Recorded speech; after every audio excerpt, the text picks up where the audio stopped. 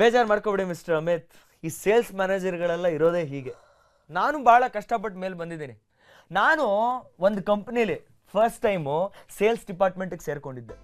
ಅವತ್ತು ನನ್ನ ಕೆಲಸದ ಮೊದಲನೇ ದಿನ ನಮ್ಮ ಸೇಲ್ಸ್ ಮ್ಯಾನೇಜರ್ ಇದಾರಲ್ಲ, ಅವ್ರು ನನ್ನನ್ನು ಆ ಕಂಪ್ನಿದು ಟೆರೆಸ್ ಮೇಲೆ ಕರ್ಕೊಂಡು ಹೋಗ್ಬಿಟ್ಟು, ನೋಡು ನಾನು ನಿನಗೆ ಸೇಲ್ಸಿನ ಮೊದಲನೇ ಪಾಠ ಹೇಳ್ಕೊಡ್ತೀನಿ ಅಂತ ಹೇಳಿದ್ರು. ಸರಿ ಆಯಿತು ಅಂತ ಅಲ್ಲಿ ನಿಂತಿದ್ದೆ. ಇವಾಗ ಈ ಟೆರೆಸ್ ಎಡ್ಜ್ ಇದೆಯಲ್ಲ, ಅಲ್ಲೋಗಿ ನಿಂತ್ಕೊ ಅಂತ ಹೇಳಿದ್ರು.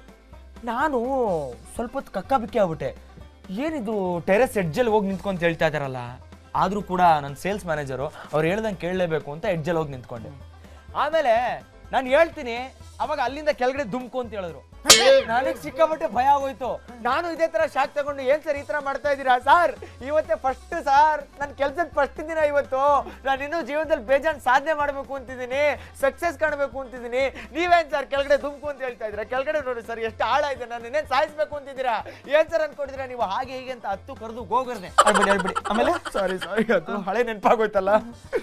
ಅದಕ್ಕೆ ಆ ಸೇಲ್ಸ್ ಮ್ಯಾನೇಜರು, ನೋಡೋ ನಿನಗೆ ಸೇಲ್ಸ್ ಅಲ್ಲಿ ಸಕ್ಸಸ್ ಬೇಕು ತಾನೆ? ಹೌದು ಬೇಕು ಅಂದೆ. ನೀನ್ ನನ್ನ ನಂಬ್ತೀಯೋ ಇಲ್ವೋ ಅಂತ ಕೇಳ್ದ. ನಂಬ್ತೀನಿ ಸರ್ ಅಂತ ಹೇಳ್ದೆ. ಹಾಗಾದ್ರೆ ದುಮ್ಕು ಅಂತ ಹೇಳ್ದ. ದಬಾರ್ ಅಂತ ದುಮುಕ್ಬಿಟ್ಟೆ. ಕೆಳಗಡೆ ಬಿದ್ದಿದ್ದೀನಿ ಮಿಸ್ಟರ್ ಅಮೇ. ನನ್ನ ಅಂಗಾಂಗಗಳು ನನ್ನ ಕೈಲಿ ಮೂವ್ ಮಾಡಕ್ ಆಗ್ತಾ ಇಲ್ಲ. ಅಯ್ಯೋ ಪಾಪ, ರಕ್ತ ಸುರಿತಾ ಇದೆ. ಅಯ್ಯೋ, ನನ್ನ ಸೇಲ್ಸ್ ಮ್ಯಾನೇಜರ್ ಮೇಲ್ಗಡೆ ಇದ್ದವನು ಕೆಳಗಡೆ ಬಂದ್ಬಿಟ್ಟು ನನ್ನ ನೋಡ್ಬಿಟ್ಟು ಏನ್ ಹೇಳ್ದ ಗೊತ್ತಾ? ಏನ್ ಹೇಳ್ತಾ? ನೋಡು, ಸೇಲ್ಸ್ ಅಲ್ಲಿ ಇದೇ ನಿನ್ಗೆ ಮೊದಲನೇ ಪಾಠ. ಯಾರನ್ನು ಈ ಬಿಸ್ನೆಸ್ ಅಲ್ಲಿ ನಂಬಕ್ ಹೋಗ್ಬೇಡ ಅಂದ.